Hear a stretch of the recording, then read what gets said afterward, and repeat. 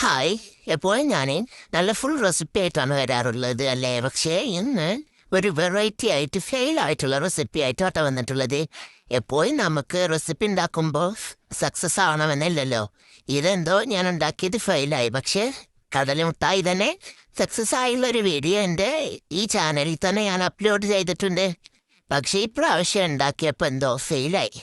ഒന്നാമത് എനിക്ക് താല്പര്യമില്ലാതെയാണ് ഞാൻ കിച്ചണിലേക്ക് ഇറങ്ങിയത്. വീട്ടുകാരുടെ നിർബന്ധത്തിന് ഇറങ്ങിയതായിരുന്നു അവര്. ഈ കടൽ ഇങ്ങനെ കുപ്പിയിൽ കിടക്കുന്നത് കണ്ടിട്ട് അവർക്കും സഹിക്കണില്ല. അപ്പം അതുകൊണ്ട് എന്തെങ്കിലുമൊക്കെ ഒന്ന് ഉണ്ടാക്കിത്താന്ന് പറഞ്ഞപ്പോൾ ഒരു മനസ്സോടെ ഇറങ്ങിയതായിരുന്നു. ആദ്യത്തെ 5 മിനിറ്റ് വലിയ കുഴപ്പമില്ലാതെ പോയി. കടല വറുത്ത് അതിൻ്റെ സ്കിന്നൊക്കെ കളഞ്ഞ് പിന്നെ ശർക്കര ഉരുക്കലാണ് അടുത്ത പണി.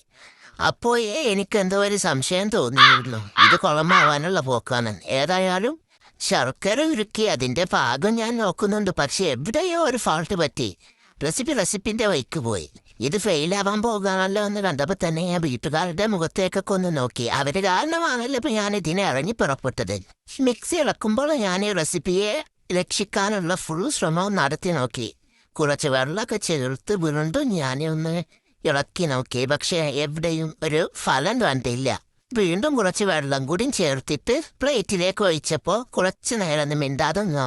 കാരണം ഞാൻ ഉണ്ടാക്കിയത് എന്ത് വിഭവമാണെന്നുള്ളത് എനിക്ക് തന്നെ ഒരു പിടുത്തം കിട്ടാത്തൊരവസ്ഥ. പക്ഷെ ബിഗ്ഗസ്റ്റ് ടിസ്റ്റ് എന്താണെന്ന് വെച്ചാൽ വീട്ടുകാർ ടേസ്റ്റ് നോക്കിയിട്ട് ഇത് ആക്ച്വലി കൊള്ളാമല്ലോ എന്നൊക്കെ പറഞ്ഞു. ഏതായാലും ഫെയിലായ റെസിപ്പി പോലെ അവസാനം എല്ലാവരും കഴിച്ചു തീർത്തു. അതുകൊണ്ട് തന്നെ ഏത് റെസിപ്പി പാടിയാലും നമ്മൾ അതൊക്കെ തിന്നു തീർക്കും.